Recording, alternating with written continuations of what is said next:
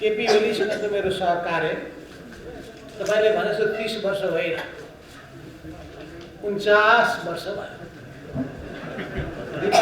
दिपाको उमेर कति भयो त्यो बेला 49 वर्षदेखिको सहकार्य। कमल प्रचण्डसँगको सहकार्य पनि 30 वर्ष होइन, 35 वर्षदेखिको सहकार्य।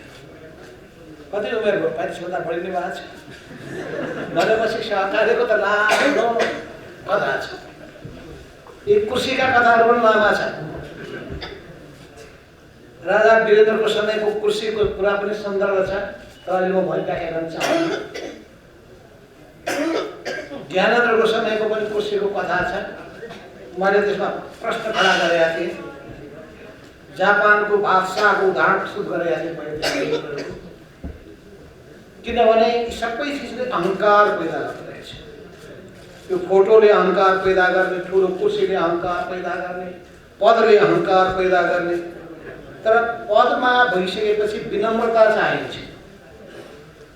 यो विनम्रताबाट उहाँ च्युत हुनुभयो, उहाँमा अहंकार पैदा भयो। पावर करप्ट्स द पिपल भनिन्छ। र तपाईलाई थाहा छ एब्सोल्युट पावर करप्ट्स एब्सोल्युटली भनिन्छ। यसै पनि पावर भन्ने एउटा यस्तो चिज हो जसले मान्छेलाई या त आर्थिक रूपमा भ्रष्ट बनाउँछ या अन्य हिसाबले उसलाई अहंकारले बनाउँछ। र हाम्रो केपी शर्मा ओली एउटा जिउँदो जाग्दो उदाहरण हुनुहुन्छ। कम्युनिस्ट विचारबाट, कम्युनिस्ट आचरणबाट, कम्युनिस्ट शैलीबाट, कम्युनिस्ट तौर तरिकाबाट उहाँ विचलनको बाटोमा, पतनको बाटोमा लाग्यो। र सम्झेँ मैले हाम्रो देशमा यो गोर्बाचोभको जन्म त हुन गइरहेको छ छैन। गोर्बाचोभले सोभियत सङ्घको आन्दोलन, कम्युनिस्ट पार्टीलाई, कम्युनिस्ट आन्दोलनलाई सिद्ध्याइ नै दिए। र हेर्दै जानु होला केपी शर्मा ओलीजीले कम्युनिस्ट आन्दोलन कुन दिन सिद्ध्याइदिने हो। अहिले त कमजोर पार्ने अभियानमा जुट्नुभयो उहाँ। कम्युनिस्ट आन्दोलनलाई कमजोर पार्दै पार्दै धराशायी पार्ने ठाउँमा जुट्नु भएको छ। तर कम्युनिस्ट आन्दोलन मात्रै होइन, उहाँलाई गणतन्त्रप्रति पनि कुनै अपनत्व बोध छैन। किन उहाँ गणतन्त्र विरोधी मान्छे हो। हामी साक्षी छौँ। यहीँ हुनुहुन्छ कमल जियान खनाल, अरू पनि यहाँ हुनुहुन्छ, हाम्रो त बोला सबै पूर्वै मालेका। उहाँ गणतन्त्र नेपालमा आउन सक्दैन भनेर फरक विचार राख्ने मान्छे। गणतन्त्रप्रति पनि उहाँलाई कुनै मोह छैन, माया ममता छैन। संघीयता पनि विरोधी हो उहाँ। लोकतन्त्रका मूल्य र मान्यतालाई उहाँले धज्जी उडाइदिनु भएको छ। उहाँले हिजो गरेको भाषणले बैठक बैठक बैठक बैठक एलर्जी हुन्छ। तानाशाही प्रवृत्ति भएका मान्छेहरूलाई बैठक एलर्जी हुन्छ। मन विचारमा बहस सर्व मन पराउँदैन, उसमा हृदयको विशालता हुँदैन, उसमा धैर्यता हुँदैन, उसमा संयमता हुँदैन। र उहाँको एउटा एउटा मान्यता छ, त्यो के भने आफूले छोड्नु पर्यो भने कुर्सी नै भाँचिदिने, कुर्सी नै भाँचिदिने। र अर्को उखान छ, एउटा त्यो शब्द चाहिँ राम्रो हुँदैन, म मले के राजा भन्छ, जोसुकै राजा। आज त्यो भनिहाल्न भएन, तर त्यो त बेग्लै हुन्छ। पाठ के भन्नुहुन्छ भनेपछि जोसुकै होस्, म मले जोगी राजा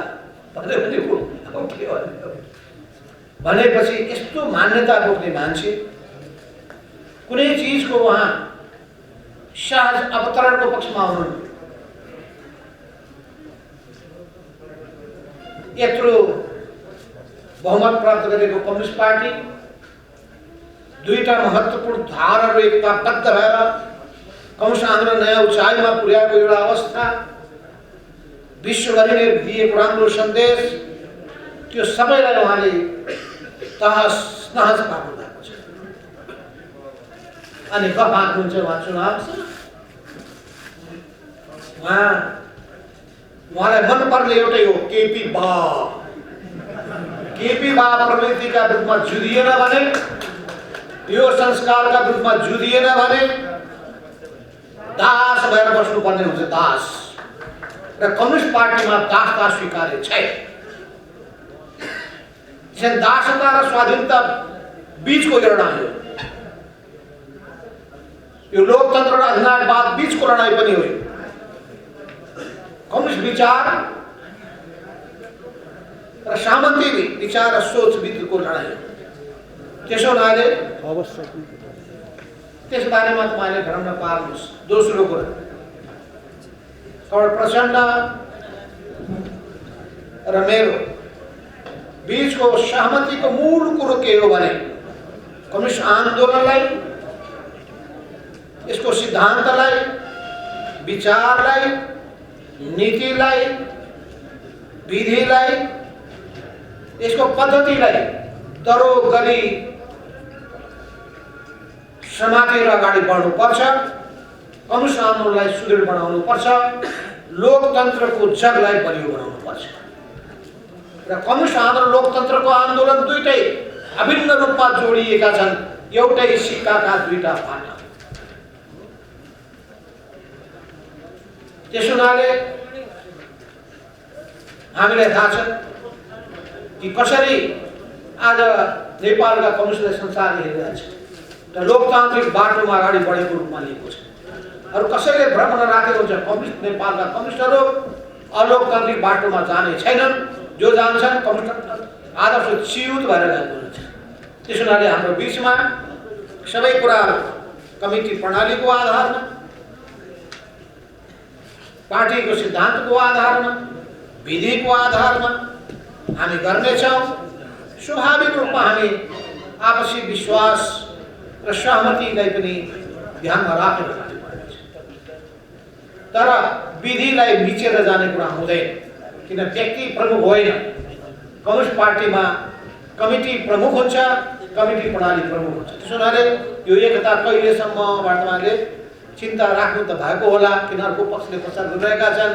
अब पाउला माधव नेपालले स्वाद भनेर भनिरहेका होलान्, उहाँलाई त्यस्तै भनेका होलान्। माधव नेपालबाट बल्ल स्वाद पाउला प्रचण्ड भनिरहेका होलान्, उहाँलाई के सुनाएका होलान् भने यो लडाउनेहरू कथा।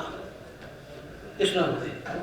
हामी राम्रो ढङ्गले एकताबद्ध भएर विगतका कमी कमजोरीलाई मूल्याङ्कन गरेर सिङ्गो कम्युनिस्ट आन्दोलनको, सिङ्गो लोकतान्त्रिक आन्दोलनका कमी कमजोरीलाई ध्यानमा राखेर अगाडि बढ्नेछौँ।